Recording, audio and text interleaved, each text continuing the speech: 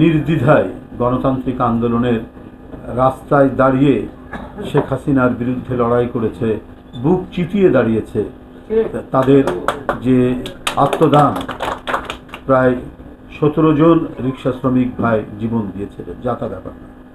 এখন এই জীবন উৎসর্গকারী পরিবার, তাদের অনেক ছেলে মেয়ে স্কুল কলেজে পড়ে, আন্দোলনের বিজয়ের পর তার ছেলেমেয়েরা এসে যদি তাদের স্কুলের বেতন না দিতে পারে, এই জন্য এসে কান্নাকাটি করে, এই জন্য এসে যদি অপেক্ষা করে, তো এটা যে কত বড় বেদনাদায়ক এটা চিন্তাই করা যায় না। তো আজকে পরিবর্তিত পরিস্থিতিতে আমি সর্বপ্রথমে সরকারকে বলবো, যারা এই আন্দোলনে জীবন দিয়েছে, যারাই হোক না কেন, তাদের পরিবার যেন না খেয়ে না থাকে, তাদের পরিবার যেন, পরিবারের সন্তানরা যেন স্কুল থেকে বঞ্চিত না হয়, কলেজ থেকে বঞ্চিত না হয়। তাদের লেখাপড়া এবং পরিবারের দায়িত্ব রাষ্ট্রকেই নিতে হবে। তারা কেন এসে দাঁড়ে দাঁড়ে ঘুরে বেড়াবে? হ্যাঁ, এবং তাদের শিক্ষা, স্বাস্থ্য ব্যবস্থা প্রত্যেকটার দায়িত্ব রাষ্ট্রকে নিতে হবে। একটা পরিবারে একজন রিক্সা চালক বা অটোরিক্সা চালক বা ভ্যান চালক, সেই উপার্জন খাও। এখন হয় তারা রাস্তায় রাস্তায় ঘুরে বেড়াবে, ভিক্ষা চাইবে, এছাড়া কোনো উপায় নাই যদি রাষ্ট্র তাদেরকে না।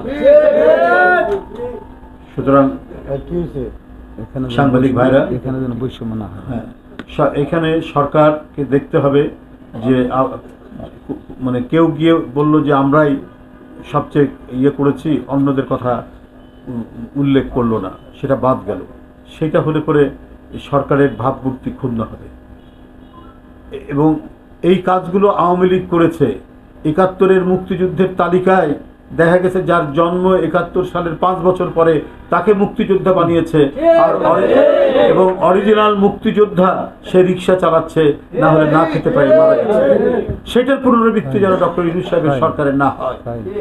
আমরা সারা বাংলাদেশে তাই দেখেছি, অনেক অসহায় মুক্তিযোদ্ধা যারা ৭১-এ হাতে রাইফেল নিয়ে বনে বাজারে ঘুরে বেরিয়ে শত্রু সেনাকে যারা পর্যুদস্ত করেছে, তারা অনেকেই ভ্যান চালায়, রিক্সা চালায়, অথবা মানবতর জীবনযাপন করে। আর আওয়ামী লীগের পরিবার হলে তার মুক্তিযুদ্ধের 5 বছর 10 বছর পর জন্ম, তখন মুক্তিযোদ্ধার কোটা নিয়ে তাকে ভালো করা হয়েছে। এইভাবে রাষ্ট্রকে, দেশকে, সমাজকে বিভাজিত করেছিল শেখ হাসিনা। সেটা পুনরাবৃত্তি যেন হয়। এখানে প্রতিটি অটোরিক্সা চালক, রিক্সা চালক, যাদের আমি নিজে ওদের বাসায় গেছি না, অধিকাংশ বাসায় গেছি, কি নিদারুণ দুঃখ কষ্টের মধ্যে আছে। যে ছেলে উপার্জন করে তার পরিবার চালাতো, তার মাকে চালাতো, তার বিধবা মাকে, সেই মা হাহাকার করছে, পরিবারটা হাহাকার করছে। তো সুতরাং এই অবস্থা চলতে পারে না। ইমিডিয়েটলি সমস্ত তালিকা আপনার সরকারকে সম্পাদন করতে হবে। প্রতিটা তালিকা করে তাদের যাতে একটা মাসোহারা, এবং তাদের পরিবারে যদি কোনো ছেলে বা কোনো মেয়ে লেখাপড়া করে, তার ওই লেখাপড়া অনুযায়ী উপযুক্ত কোনো চাকরি তার ব্যবস্থা করতে হবে। আমার আপনারা জানেন যে কত ধরনের মিথ্যা মামলায় বিগত 17 বছর আমাদের দেশের বরেণ্য নেতৃবৃন্দকে আটকে রাখা হয়েছে, মিথ্যা মামলা দিয়ে সাজা দেওয়া হয়েছে। তার সবচেয়ে বড় প্রমাণ দেশনেত্রী বেগম খালেদা জিয়া, যিনি 4 বারের প্রধানমন্ত্রী, যিনি দেশের মানুষ এবং দেশের মাটিকে ছেড়ে কোনোদিন যাননি, দেশের জনগণকে নিয়ে থেকেছেন। এই কারণে শেখ হাসিনার যত প্রতিহিংসা, শেখ হাসিনার যত প্রতিশোধ, তার উপরে তাকে ভোগ করতে হয়েছে।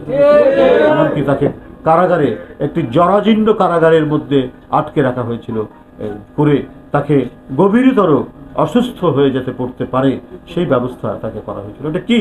এটা হচ্ছে মিথ্যা আইনি প্রক্রিয়া। ন্যূনতম যদি আইন আদালত চলতো, তাহলে বেগম খালেদা জিয়া অনেক 2014 সালে প্রধানমন্ত্রী হতেন, আর শেখ হাসিনার লুটপাটের জন্য তারই জেলে যাওয়ার কথা। সময়টা এরকমই, যারা চোর, যারা ডাকাত, তারা রাষ্ট্র ক্ষমতা দখল করেছে, আর যারা গণতন্ত্রকামী মানুষ, যারা সৎ মানুষ, তারা কারাগারের মধ্যে অবস্থান করেছে। তো সুতরাং এই আইনের শাসনের জন্য ন্যায় বিচারের জন্যই তো আমাদের সংগ্রাম। 5ই আগস্টের পর সেই ন্যায় বিচারের দিকে দেশ প্রত্যাবর্তন করছে।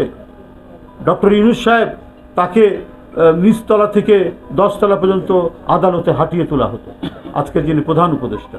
এই কারণে তিনি সবচেয়ে বেশি উপলব্ধি করবেন যে ন্যায় বিচার না থাকলে কি ধরনের মানে ভোগান্তি হতে হয় মানুষকে। আজকে তিনি সরকার প্রধান, অন্তর্বর্তীকালীন সরকারের প্রধান। তাই বন্ধুরা, ন্যায় বিচার নিশ্চয়তার যখন ন্যূনতম সুযোগ পাওয়া গেছে, সেই ন্যায় বিচার মাধ্যমেই আমাদের প্রকৌশলী ইসরাত মেয়রের জন্য তিনি স্বীকৃতি পেয়েছেন আদালত থেকে। তো সেই ক্ষেত্রে আমি মনে হয় যে কারো কি বলে সামাজিক গণমাধ্যমে বা কোথায় কি লিখলো বললো তাতে কোনো যায় আসে না। প্রকাশ্য দিবালোকে আদালতের কাছে সে জোর জবরদস্তি করতে পারত। সে অত্যন্ত জনপ্রিয় 10,000 20,000 লোক নিয়ে নির্বাচন কমিশন ঘেরাও করতে পারত, করে বলতো 5ই আগস্টের পরে যে আমাকে ঘোষণা করা হোক, মানে যে কোনো একটা জবরদস্তিমূলক পন্থা অবলম্বন করতে পারত ইঞ্জিনিয়ার ইসরাত। তো সেটা তো সে করেনি, সে আইনি প্রক্রিয়ায় গেছে।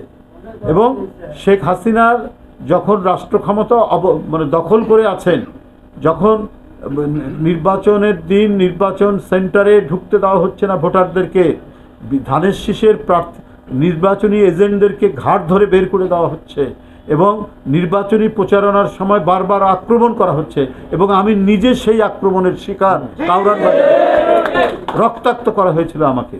তো কি নির্বাচন, সন্ত্রাসী নির্বাচন আপনারা দেখেছেন। তো সেই অবৈধ নির্বাচন, সেই ভোট ডাকাতির নির্বাচনের বিরুদ্ধেই ইঞ্জিনিয়ার ইসরাত মানে ন্যায়ের আদালতে সে সেই সময় মামলা করেছেন। সেই মামলার ফলাফল এতদিনই পেয়েছেন। এটা অত্যন্ত ন্যায়সঙ্গত, এটা সুবিচার পেয়েছেন, এবং ইনশাল্লাহ সেই সুবিচারের মধ্যে দিয়েই জনগণের মেয়র জনগণের কাতারে ফিরে এসছেন। আপনাদের কাছে তাই বলি, আজকের এই ঈদের প্রাক্কালে আমরা বারবার বলেছি মানুষের যাতে দুর্ভোগ পোহাতে না হয়, কোনো ক্রমেই এইটা এই সরকারকে দেখতে হবে। এই সরকারেতে অনেক মন্ত্রী নেই, অনেক কিছু নেই, অল্প কিছু মানুষ নিয়ে সরকার, অন্তর্বর্তীকালীন সরকার, তারা তো অনেক কিছু মানে দেখে চট করে সেই ব্যবস্থা নিতে পারবে। তো এখনো মানে 122টা গার্মেন্টসের শ্রমিকরা কেন বেতন পায় না, এটা তো একটা বড় প্রশ্ন। প্রায় 1/2 শতাধিক আপনার গার্মেন্টস তারা বোনাস পায়নি কেন? তো এটা তো সরকার হচ্ছে মালিক পক্ষ এবং শ্রমিক পক্ষের মধ্যে একটি লিয়াজো অফিসারের ভূমিকা পালন করে। তো এই জিনিসগুলোর দায়িত্ব তো সরকারের উপর বর্তাবে।